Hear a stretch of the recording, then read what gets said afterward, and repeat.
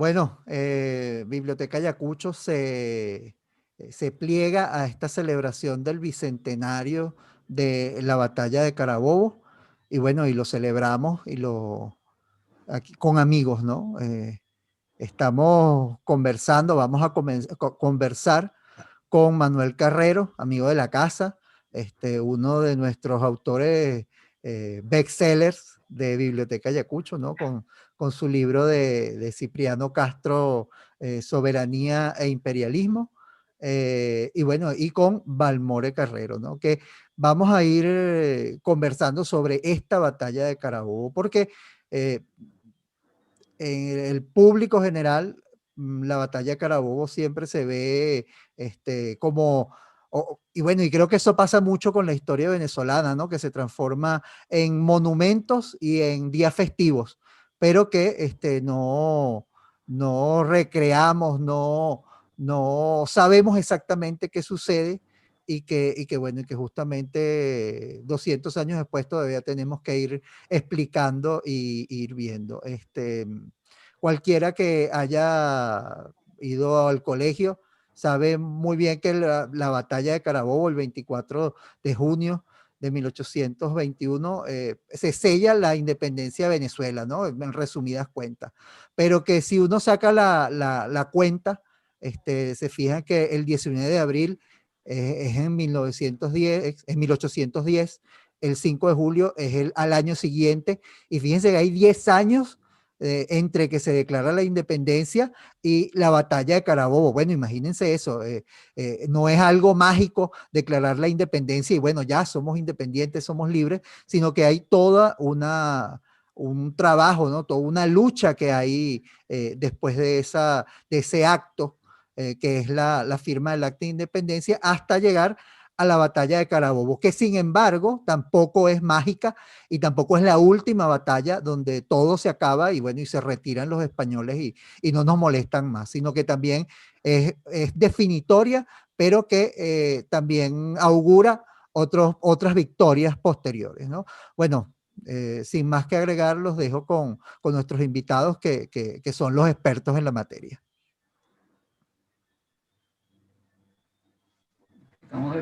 Bueno, saludo a todas y con el respectivo permiso nos despojamos del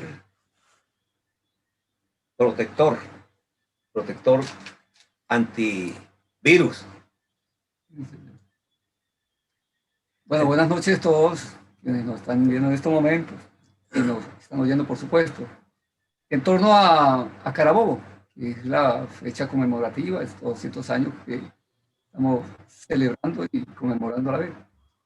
El profesor Manuel Carrero, que ha estudiado este tema en los últimos años, que realmente tiene un gran caudal de conocimientos con base realmente en lo que realmente sucedió allí, no solamente en la batalla como tal, la fecha ponía, sino en todos los acontecimientos que precedieron a esta batalla.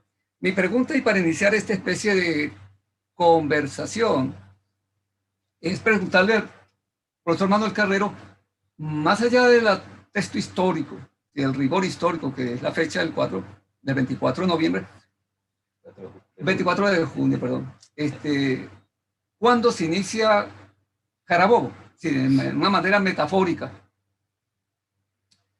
Bueno, por los resultados, podemos decir que Carabobo se inicia el mismo 19 de abril, porque es lo que desde el 19 de abril se busca en una línea que no, en una línea de zigzagueo. El 19 de abril empieza lo que el 19 de abril de 1810 comienza lo que el 24 de junio de 1821 se concluye. Pero concretamente la campaña de Carabobo podemos decir que comienza desde los días en que el Libertador se asienta y los patriotas se asientan en la Guayana venezolana. Cuando las tropas patriotas suben al páramo de Pisba y derrumban.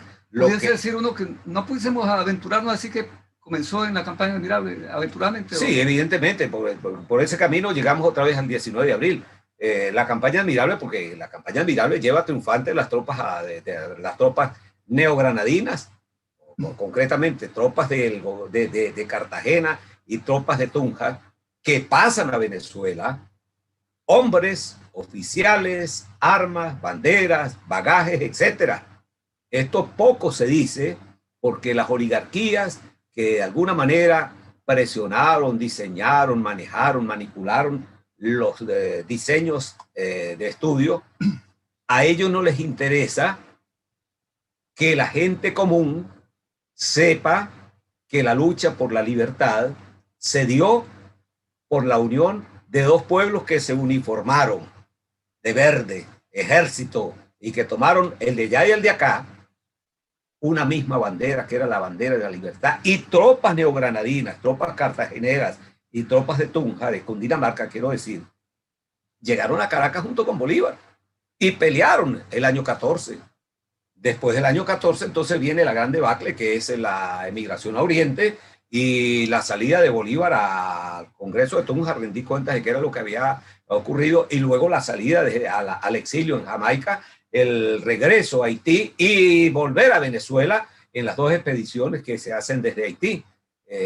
Pero la realidad de la lucha era concreta. Bolívar estaba empeñado en tomar Caracas porque Caracas era el símbolo del poder político, era la capital, era la matriz del poder, ¿no? Eso lo concretó ya después de Boyacá. Vamos a decir esa retoma de Caracas, porque se perdió la batalla de la campaña del centro, ya fue en 1818, pero sí, ya concretamente a partir de Boyacá, ya Bolívar se concretó, aun cuando no se pensaba en el sitio de Carabobo, pero sí se iba rumbo a Carabobo. Es que Bolívar de Boyacá va a Angostura a declarar el triunfo de Boyacá, a rendir cuentas al Congreso de Angostura, a impulsar la ley del 17 de diciembre de la Fundación Colombia, regresa a Santa Fe de Bogotá. Sí, pero a ver, veamos. Es que cuando Bolívar viene de las dos expediciones, que viene de Haití, que no le fue bien en ninguna de las dos en el propósito que él tenía en el empeño de tomar Caracas,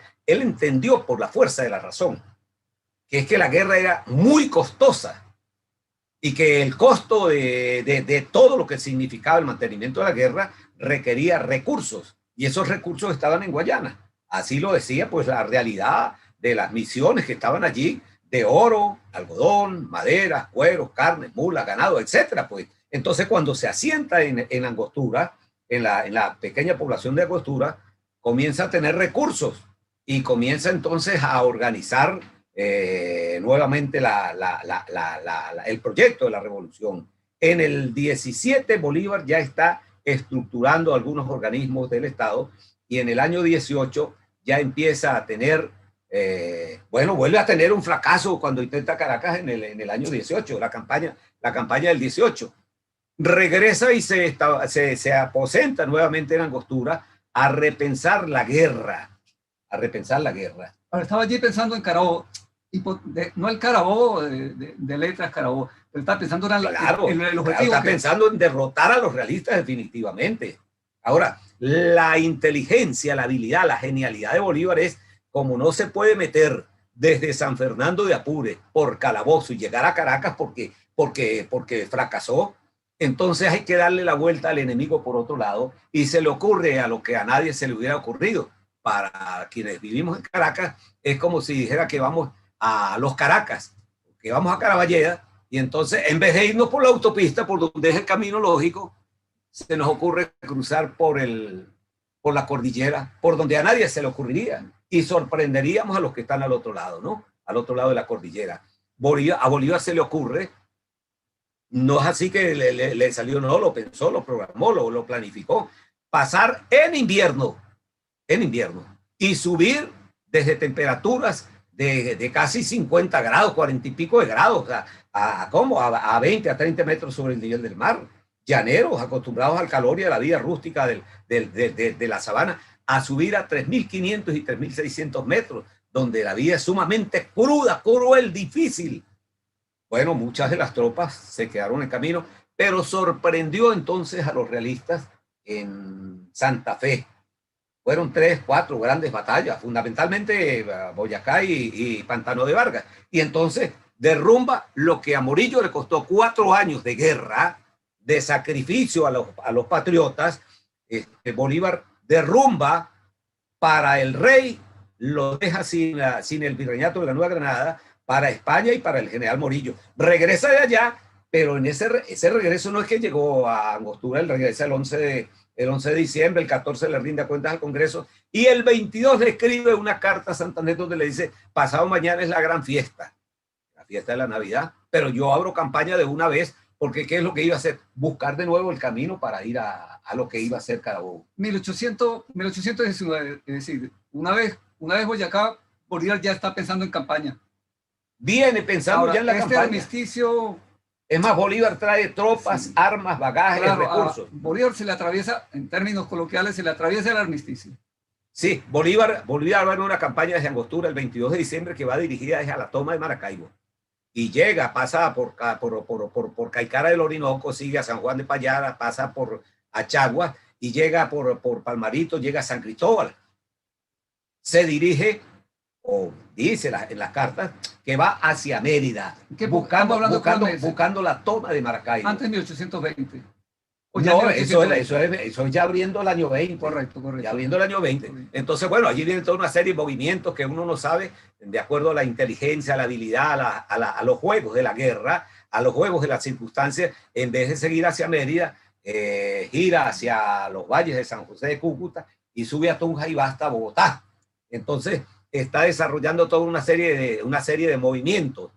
En eso, organizando tropas, armas, espacios, circunstancias, la geopolítica, los movimientos, etcétera, se establece su cuartel general entre San Cristóbal y el Rosario de Cúcuta para mitad de año.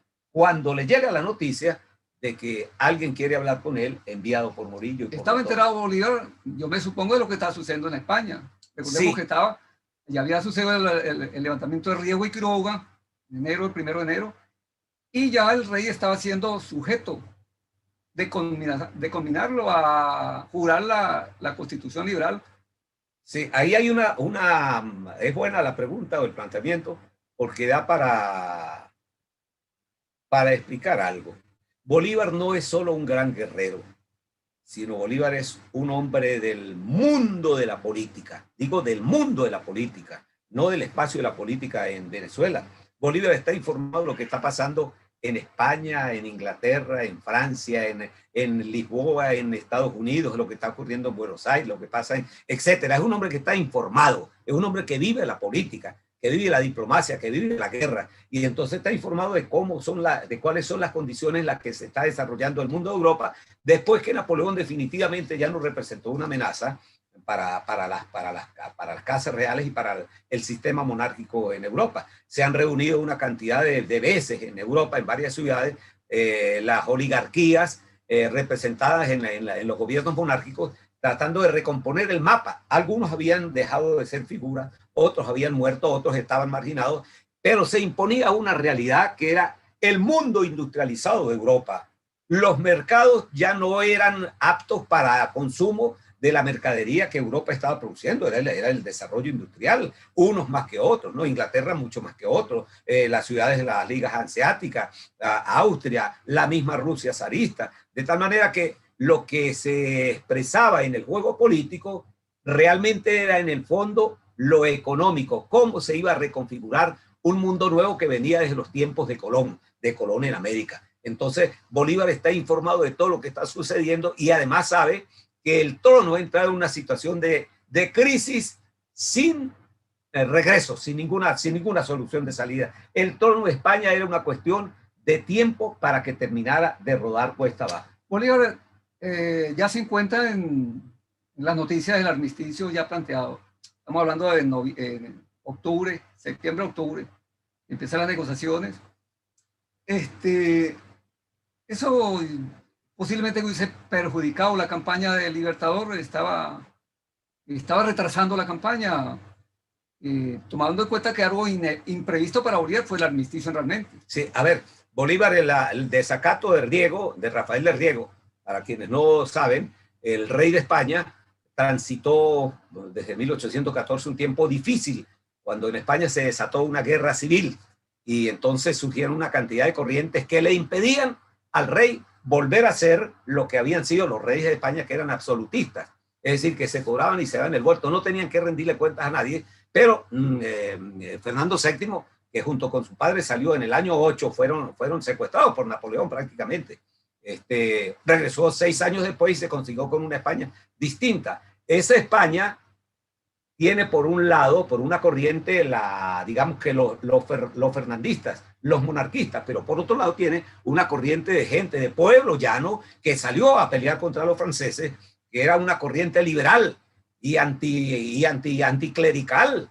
Entonces, el rey se encuentra con una España totalmente distinta, alzada, levantisca y respondona. Van a ser desde el año 14 hasta el 20, 6 años de una dura guerra que el pueblo español, el pueblo de la España profunda, le responde al rey y se niega a que sea otra vez absolutista. En esos 6 años, rey Fernando, bueno, llega a convencerse de que ya no puede ser lo que era. Lo hizo todo lo posible para volver a ser el rey absoluto y entonces ordena que a América viaje una expedición al mando de 2 militares, de Rafael de Riego y Antonio Quiroga, y que partan el 1 de enero de 1820.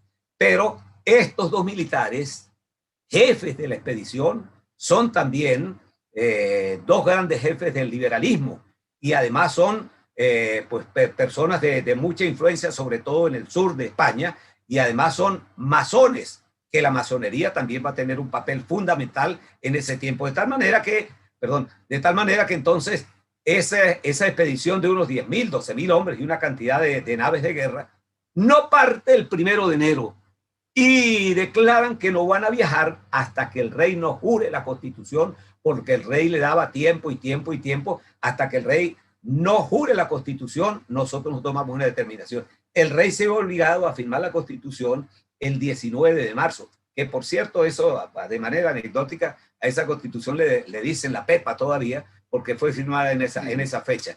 Ajá, perdón, para concluir la respuesta.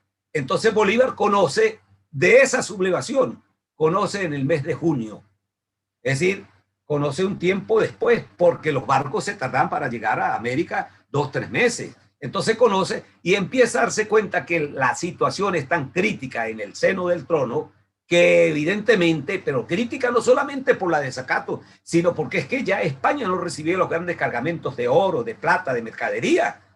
Entonces está en una situación difícil para financiar la guerra y para financiar el mundo parasitario de la nobleza española. Entonces Bolívar le envía una carta a Santander, creo que en mayo o junio de 1820, donde le anuncia, le pronostica que va a venir un armisticio. Y por allí a finales de junio, creo que le dice: apueste usted en Bogotá, que el día 7 de agosto vamos a conmemorar nosotros el aniversario de Boyacá y probablemente la toma de Maracaibo. Dice, en ese momento le dice: tome en cuenta esta fecha y dígame si no soy buen profeta. Sí, así es. Entonces, quien en todo caso conmina del armisticio no sería el rey Fernando VII, sino las Cortes de Cádiz, las Cortes realmente que asumieron el control del gobierno y son los que instaron al armisticio en cierta forma. Yo no sé si eso pudo haber debilitado la posición de los españoles en América, en Venezuela concretamente. No digo el ejército quizás, porque el ejército fue el mismo que fue a Carabobo, pero no sé si en la moral realmente pudo haber debilitado. Claro, porque es que el gobierno se vertebra, se descuartiza prácticamente. Y entonces el rey, por un lado, que además el rey no tiene, Fernando VII no era un hombre de inteligencia. Mejor dicho, desde Carlos III, España pasa por reyes vergonzosos realmente. Al margen de cualquier otra consideración, España tuvo reyes muy inteligentes, tuvo primeros ministros o capitanes generales, tuvo ministros de un brillo extraordinario. Cuando cae en manos de Manuel Godoy empieza una tragedia larga y vergonzosa, penosa. Entonces en este momento, Fernando VII no encuentra qué hacer. Y lo único que está sucediendo, o mejor dicho, lo que está sucediendo en España es que por un lado está el rey y por otro lado están las cortes. Entonces, ¿qué es lo que hacen las colonias de América? Pues sencillamente ver que aquella anarquía que está reinando en las cortes no tiene una autoridad y menos con la sacralidad que tenían los reyes. Entonces, eso contribuye a debilitar la moral de las tropas realistas que estaban en América y ayudan a Bolívar y a los líderes patriotas a fortalecer la moral de los ejércitos precisamente que están luchando por la liberación, por la conquista del hecho republicano concretamente. Pasó el armisticio, la firmó el 25-26 de noviembre de 1820. ¿Cuándo empieza entonces? ¿Cómo podríamos decir que empezó a Bolívar a planificar? Si a partir de ese momento, obviamente que la primera pregunta fue ¿cuándo empezó Carabobo? Ya sabemos que Carabobo empezó antes, porque era la finalidad. Incluso antes de tomar Boyacá La estrategia. Era Carabobo. Carabobo es un sitio, pero el emblema de Carabobo pudo haber sido en Caracas, puede ser cualquier parte de Venezuela. Es decir, la independencia. ¿A partir de cuál momento empieza a partirse verdaderamente la campaña de Bolívar? Bueno, a ver, a finales de junio, Bolívar está, como dijimos, su cuartel general oscila entre el Rosario de Cúcuta y San Cristóbal, aproximadamente unos 40 y tantos kilómetros. Se mueve en ese eje. Ahora, Bolívar no debía estar en San Cristóbal, debía estar en San Fernando, como él dijo. Bueno, debía, pero es que los movimientos tácticos y la estrategia militar dicen una cosa y la realidad dice otra.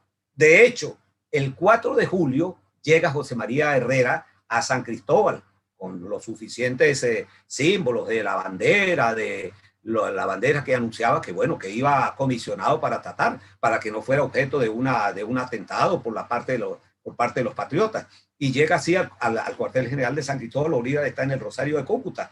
Le avisan a Bolívar y tienen que haberle avisado el mismo día, porque se trataba primero de un coronel y de un comisionado de las fuerzas realistas. Si yo hubiese sido, y me avisan a las 3 de la tarde, a las 7 de la noche, a las 10 de la noche, a las 1 de la madrugada, ensillo mi caballo, inmediatamente me voy. Es lo que yo haría. Pero un táctico y un estratega no hace eso. ¿Qué es lo que Bolívar piensa? El 4 llega este caballero y le envían inmediatamente a Bolívar a decirle que está un comisionado que viene a hablar de una negociación y que solamente lo puede negociar con él. ¿Qué es lo que hace Bolívar? Se pasa el 4 y el día 5 y parte del día 6 muy bien en el Rosario de Cúcuta, y va a recibir a este señor 2 días después. No era una descortesía, es la habilidad de un táctico y de un estratega, porque ¿qué era lo que pensaba? ¿Qué era lo que se llevaba en el pensamiento este coronel Herrera y qué era lo que le iba a transmitir? Mire, ese señor no tiene interés ninguno en negociar. Y era urgente para el trono, para el reino, quiero decir, era urgente para Morillo, que era quien había recibido a contrapelo, a desgano, la orden de que negociara con Bolívar. Entonces seguramente Herrera le dijo, ese señor no se apuró como creíamos, porque era parte de la táctica. Mire, yo no tengo interés. Usted vino a negociar conmigo y la condición que le pone es, si usted no viene a negociar con nosotros la independencia y el reconocimiento de Colombia como una nación independiente y soberana, no tengo nada que hablar con usted. Consciente que quienes estaban pidiendo, ofreciendo el armisticio, iban a insistir porque no tenían otra alternativa. Era eso. Entonces es parte de la táctica y de la diplomacia que Bolívar empieza a ejercer. Bolívar se pasa el mes de julio o de agosto en comisionados que recibe y comisionados que van al campo realista, en cartas con Latorre y en cartas con Morillo, y termina Bolívar. A ver, un armisticio se hace para que nos sentemos a hablar de paz mientras tratamos estos tales o cuales puntos. ¿Y qué ocurre? Que usted se quede en su territorio y yo me quedo en el mío. Pero Bolívar se la juega como tenía que haberlo hecho. Antes de que se concretara el armisticio, Bolívar, que tenía el dominio de parte de la costa colombiana, hace un viaje raudo y veloz desde San Cristóbal, se va el día 7 o 8 de agosto y sube por Ocaña y va por el Magdalena, por todos esos pueblos de Magdalena, y llega hasta Cartagena, asegurando los puntos, y regresa. Y él le escribe desde Tunja, creo que es a Morillo, una carta donde le dice que el día 22 de agosto, creo que es de agosto, que estará en San Fernando de Apure. Pero Bolívar no se va a San Fernando de Apure, de septiembre, no de agosto, sino de septiembre. Bolívar se va arropando, agarrando, abrazando, siguiendo más territorio. Es decir, para el momento en que negociaron, Bolívar tuviera mayor cantidad de territorio. Pero estaba pensando en Carabobo. Estaba pensando evidentemente que en Carabobo. Es decir, en la batalla final, No obstante, él habla de una batalla general, no habla de Carabobo, habla de la batalla general. Yo digo la batalla final porque ese era lo que él buscaba. Y Bolívar le da tiempo, y tiempo para allá y tiempo para acá, pero es para avanzar a ver hasta dónde toma la mayor cantidad de territorio. Así que sorprende a Morillo por allí a comienzos de noviembre, enviándole las bases. Y Morillo le dice, las bases de la negociación. Y Morillo le dice que, oye, que eso realmente es como que mucho, bastante, demasiado. Y Bolívar le contesta que si eso lesiona la dignidad del ejército del trono, mucho más ofende a Colombia, puesto que su único interés es expulsar a todos los enemigos de Colombia. Finalmente, eso ya a mediados de noviembre, y realmente a Morillo ya había pedido lo que llamamos aquí pues la baja, había pedido que fuera relevado en varias ocasiones. Morillo era un general eminente, de lo mejor que tenía España. Había luchado en las filas de las tropas españolas que expulsaron a los franceses, y fue seleccionado en reunión de oficiales en España. Fue de los más brillantes y fue el seleccionado por todos, por toda la alta oficialidad. De tal manera que entonces, cuando Bolívar va a negociar con Morillo, está negociando con una altísima autoridad, no solamente militar, sino moral, un hombre de alto honor. Aquí en las tropas pues lo tenían como la máxima figura, porque en efecto era el capitán general, era la máxima figura. Entró la torre ya en enero con el problema de la sublevación de Maracaibo, que fue los primeros días de enero en realidad. Sí, el armisticio se firmó por 6 meses. Se firmó el 26. Esos son los preámbulos a Carabobo. A Carabobo, sí. Maracaibo. Se firma porque, a ver, se firmó el armisticio y se firmó otro documento, que era: hagamos de la guerra menos cruel, atendamos los heridos, no violemos, no quememos a esta gente, no. Vamos a lo que dice el documento, a hacer la guerra civilizadamente. Y por otro lado, el armisticio era para cesar las actividades mientras iban 2 representantes de los patriotas al seno del poder en España, para negociar qué se iba a hacer, si se podía llegar a la paz, al reconocimiento, en cuáles condiciones. En fin, ese armisticio tiene un punto álgido en la declaración del coronel Francisco Delgado, que era el comandante general de la provincia de Maracaibo. El 28 de enero declara ahora ser patriota, ser republicano, y entonces ahí entra una situación difícil para los realistas. Bolívar le jura prácticamente a Latorre que él no ha tenido nada que ver con esto, pero ya venía Bolívar desde el mes de diciembre diciéndole a Latorre que se hiciera un nuevo armisticio donde a los patriotas le quedara un puerto, porque resulta que la mercadería, el comercio, la navegación no podía entrar a territorio patriota, no tenía por dónde. De tal modo que Latorre nunca le atendió esa solicitud de Bolívar, y entonces se va ese primer semestre en negociaciones. Y Bolívar le dice, puesto que según esto está establecido en el armisticio, entonces tenemos un tiempo que es desde el 28 de enero, entonces febrero, marzo, abril y mayo, 4 meses. 4 meses. El 28 de mayo reiniciamos las hostilidades. Deberían reiniciarse las. Una vez rotas las hostilidades que se reanudan, uno podría pensar que el ejército español era menos, pero era un ejército tan poderoso como el que estaba. ¿Qué era lo que, digamos, las razones de haber triunfado Bolívar sobre Latorre en Carabobo? No puedo decir que sea menos el ejército español, porque fue el ejército que quedó durante 3 años resistiendo. Claro. No debería ser menos el ejército. Sí. ¿Qué privó en Bolívar? Digamos, en esa cuestión pudimos concluir sobre Latorre. Bueno, fíjate que no solamente era un ejército muy poderoso desde el punto de vista de la tecnología, de las armas, sino numéricamente. Yo creo que tenía incluso mejor artillería. Claro, tenía artillería. O más cantidad. Tenía artillería de la cual carecía numéricamente en piezas. Y además era tropa disciplinada. Claro. Tropa profesional. Profesional más que disciplinada. Ajá. ¿Qué es lo que hace Bolívar? Bolívar desarrolla una táctica extraordinaria, poco conocida, poca vista, poco difundida. Y es que no aparece ni siquiera desarrollada en las cartas de Bolívar. Bolívar traza una especie de círculo desde Cartagena, Barranquilla, Santa Marta, Riohacha, Maracaibo, la Vela de Coro, y se va hasta La Guaira, hasta Cumaná, una especie de arco. Y otro arco que va desde Cartagena por el cauce del Magdalena y llega hasta Bogotá. De Bogotá una línea que va por los llanos, por Tunja, los llanos de Casanares, sube a Angostura y sube a Maturín y sube a Cumaná. Y otra línea que viene desde Bogotá a San Cristóbal, Mérida, y de allí se bifurca hacia Maracaibo y hacia Trujillo. Y otra línea que viene desde San Cristóbal hasta Angostura. Es decir, organiza y estructura todo aquello sobre la base de una planificación geométrica. Otra línea que sube desde San Fernando de Apure llega por Camaguán, Calabozo a Ortiz. Es decir, hace una circunferencia en mar y en tierra, y a través de una serie de movimientos, de una serie de operaciones tácticas, va achicando ese círculo, y le va ganando todo el territorio del llano, todas las llanuras donde hay grandes dehesas de ganados, de mulas, de caballos, donde hay alimento, porque Bolívar además está clarito en que él domina el territorio plano. Lo que dominan los realistas es todo suelo montañoso, topografía difícil, en una línea que va de Caracas, de La Guaira, Caracas, va a los valles del Tuy, Valles del Agua, sigue a Valencia, sigue a Puerto Cabello, sigue a San Felipe y sigue a Coro.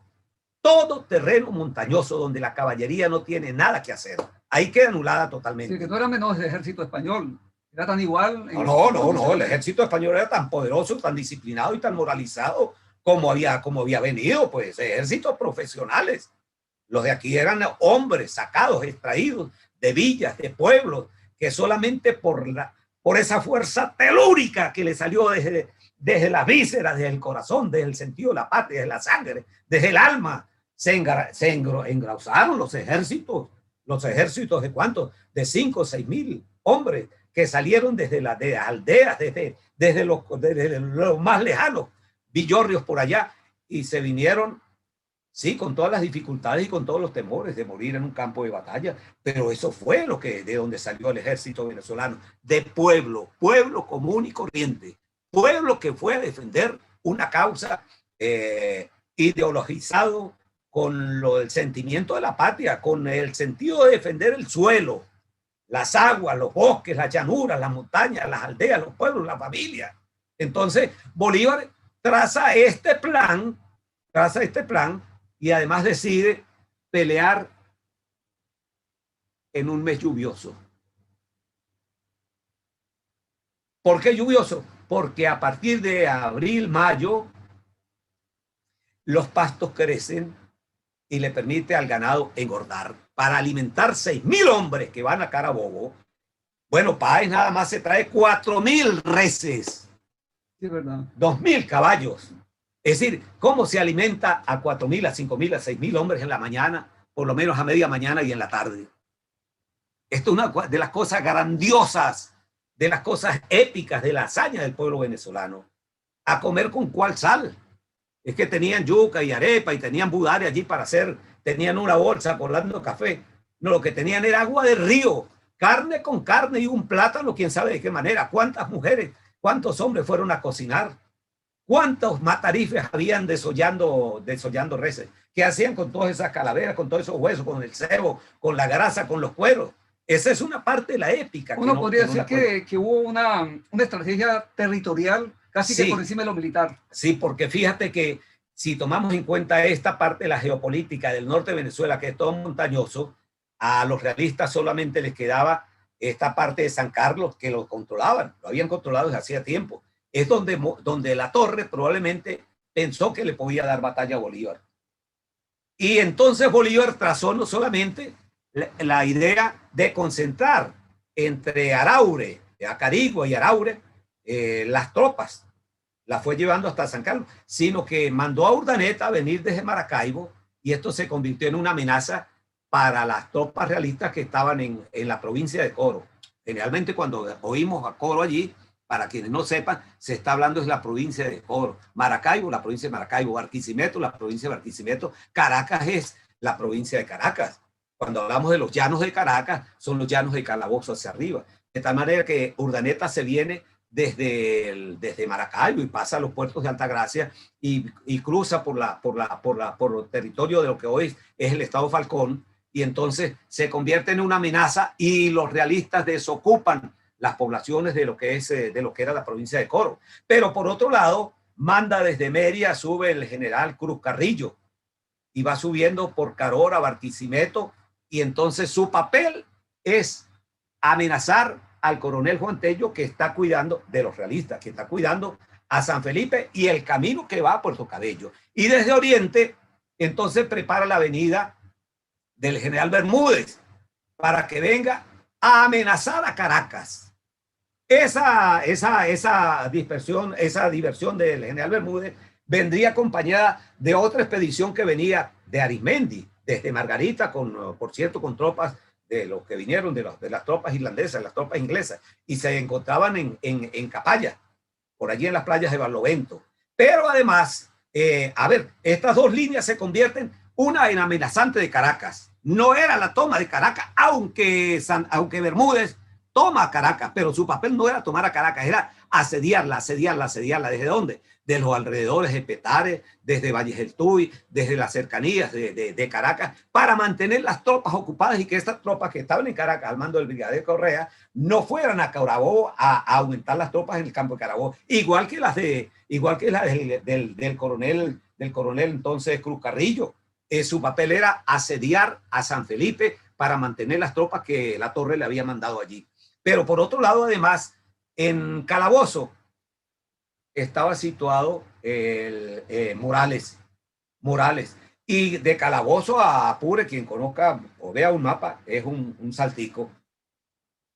Apure era territorio controlado por el general Páez y una alta oficialidad, pues.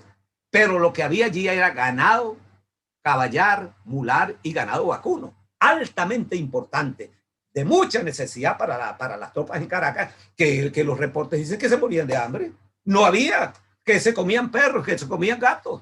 Pero claro, y el hambre atacaba, y con que tenía una mula la metía en las noches para el corral de su casa y le ponía un perro al lado. El que tenía gallinas las metía a las alcobas. Hay un reporte todavía de 1826 de José Rafael Revenga, donde le dice al Libertador que aquí realmente eso quedó hecho un desastre después del año 21, con los rebaños de mula y de ganado totalmente destruidos. Y le dice, quien puede comer carne de gato y de perro, bueno, ese es un bocado exquisito que no todo el mundo tiene esa posibilidad. Y le dice a las tropas, desde Valencia le manda ese informe, las tropas huyen hacia los llanos por donde había algo de proteína, de comida. De tal modo que entonces la diversión de Bermúdez desde Oriente no es que él viene solo, viene con Mariño, pero además está apoyado por aquí en las cercanías de los valles del Tuy, del entonces vicepresidente interino Carlos Sublet. Y desde Occidente entonces viene, como dijimos, Urdaneta y Cruz Carrillo. Y Bolívar entonces se va acercando a San Carlos. Sin dudas, La Torre pensó darle batalla a Bolívar en San Carlos, porque sabía que si avanzaban los patriotas, era muy poco el espacio que le quedaba, que es lo que conocemos como Carabobo, y no era sabana llanera que uno mira y 30 kilómetros allá, eso es plano, ¿no? Estas son semillanuras, pues. Entonces, cuando a los realistas no le queda sino esto, sino este espacio, Bolívar sabe que la batalla la va a determinar la caballería, porque estamos en tiempo de invierno. Es una llanura, hay una cantidad de cauces, de caños y de ríos, que ya no existen, por cierto, allí en Carabobo, y que esto era fatal para la infantería. Cuando llegan al campo de batalla, en el que conoce, pues, y seguramente mucha gente ha pasado por allí, uno pasa a San Carlos y de repente entra en una especie de garganta, y aquella llanura tiene un poco espacio alto, y viene el bajón de la llanura allí. Bueno, ese espacio está tomado ya por las tropas realistas. Entonces, ¿para qué? Para no dejar pasar las tropas patriotas. Y entonces donde Bolívar se las ingenia a través de un vaquiano de pueblo común y corriente que participó sin estar uniformado ni estar formando filas en ninguna de las fuerzas, dando información. Entonces conoció Bolívar que había una vieja acequia por donde se podía meter la famosa quebrada de la Mona, por donde se mete Páez, y entonces rompe el plan de batalla que estaba desarrollando el general Latorre, y por eso la batalla fue relativamente corta, porque la caballería de Páez entra justamente cuando el batallón Bravos de Apure y el batallón británico va a auxiliar al Bravos de Apure, que está siendo liquidado. Entonces la caballería de Páez llega en auxilio del batallón británico, que se recompone, se reorganiza, y la batalla pues se resuelve rápidamente, porque esto no estaba en los planes de la batalla del general Latorre. Es un lugar común decir que la guerra no se trata de hombres y armas. Más allá de eso, puede decirse que Bolívar realmente es una de las batallas, o la batalla de Carabobo es la quizá mejor planificada o con más tiempo y más recursos en cierta forma. A diferencia de Boyacá, Junín, Ayacucho, creo que esta tuvo realmente ese campo fértil para planificarlo con suficiente tiempo en realidad. Sí, en realidad hubo batallas que fueron ocasionales, obligadas. Lo busco y ahí peleamos, me espera y ahí peleamos, lo persigo y peleamos ahí, lo derroto, me derrotan, pero esto fue producto de la genialidad, de utilizar la geopolítica, de reconocer el espacio, de planificar la geometría, utilizar la geometría, porque como dijimos anteriormente, ese círculo que va desde Cartagena, Bogotá, los llanos de Casanare, Angostura y Cumaná, y la línea del Mar Caribe, que está cuidada, protegida por corsarios, ese círculo se va estrechando, y llega un momento en que solo queda el espacio de la sabana de Carabobo. Era ahí. Yo estoy casi que seguro que Bolívar obligó a que la batalla se diera allí, porque ya los realistas no tenían otro espacio a donde se diera una pelea de esas dimensiones. Eran 6.000 hombres de allá y 6.000 hombres de acá, además de los que tenían en Caracas, en San Felipe, los que tenían en otra parte, ¿no? Entonces, y Bolívar tenía, desde luego, los patriotas tenían en otras partes tropas, pero allí van una cantidad de regimientos de caballería, infantería, y eso suman unos 12.000 hombres, que dice Bolívar que no entraron todos en batalla, ¿no? Hay otros autores que dicen que era parte también de la táctica de Bolívar, de decir que no entraron todos, para que, como ese parte se iba a conocer inmediatamente, porque se iba a publicar, bueno, que en otra parte los realistas supieran que, oye, si con ese poquito derrotaron esas tropas, bueno, lo que nos viene es...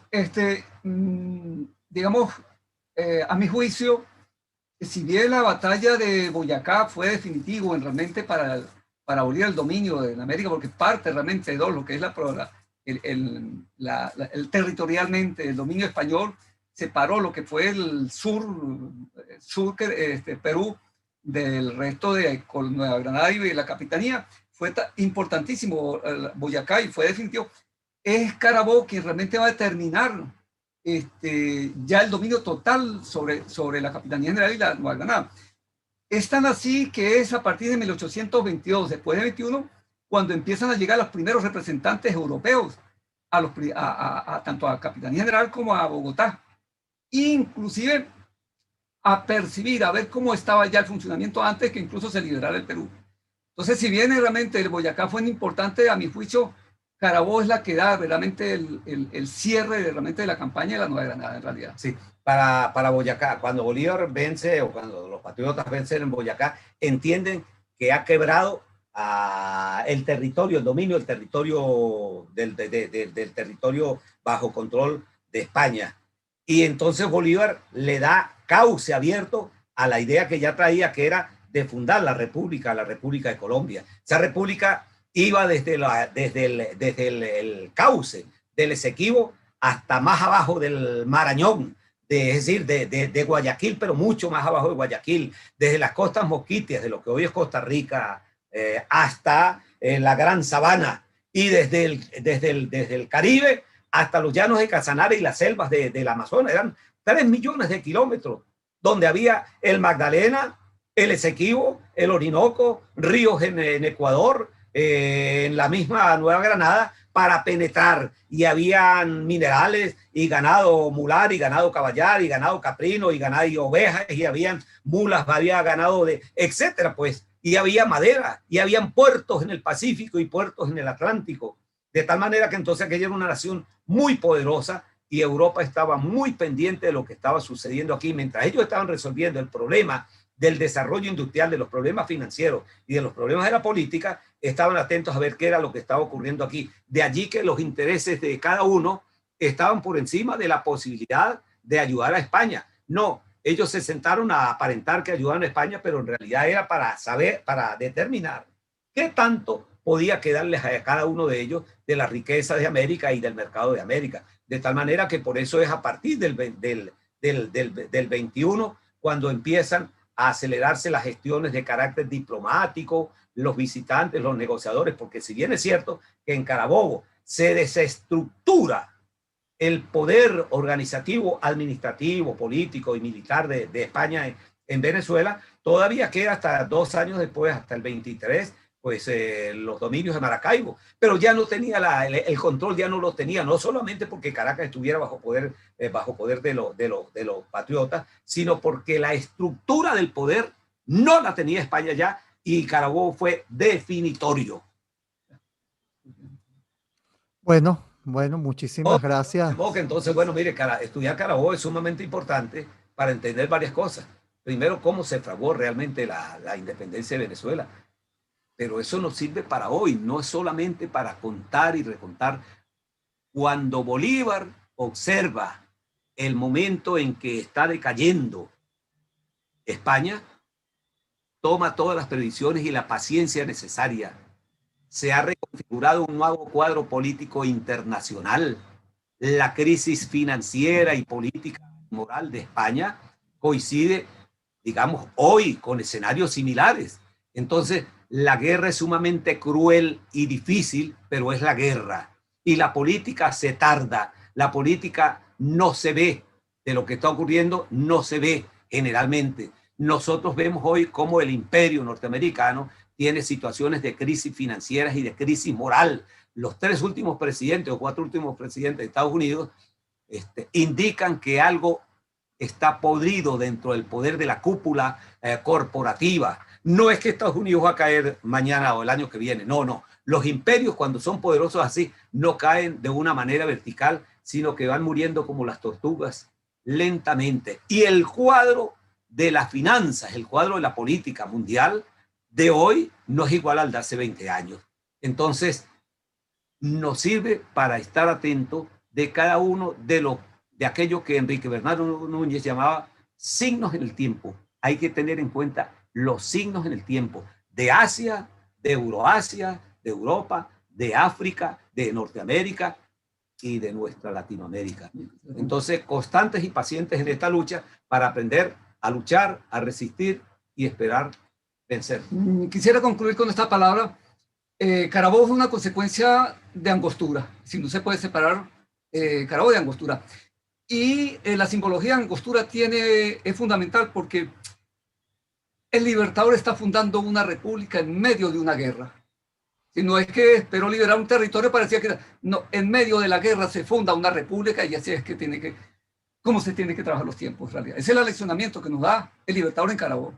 Se fundó una república y vamos a luchar por esa república. En plena guerra, en pleno combate. Sí. Muy buenas noches. Bueno, muchísimas gracias, Manuel Balmores. De verdad, una exposición, estos años de lucha bastante simplificada, ¿no? Con todos los idas y venidas que vimos que fue un movimiento distendido en el tiempo y también en la geografía, ¿no? Y que justamente se sincronizan esas dos cosas para llegar a esa celebración que hoy ya es bicentenaria, como es la victoria en la batalla de Carabobo. Así que muchísimas gracias. Bueno, seguimos aquí celebrando esa victoria y bueno, nos veremos pronto conversando de cualquier otra cosa que necesitemos para revivir nuestra historia. Así que bueno, hasta luego y muy buenas noches. Muchas gracias, pues. Gracias.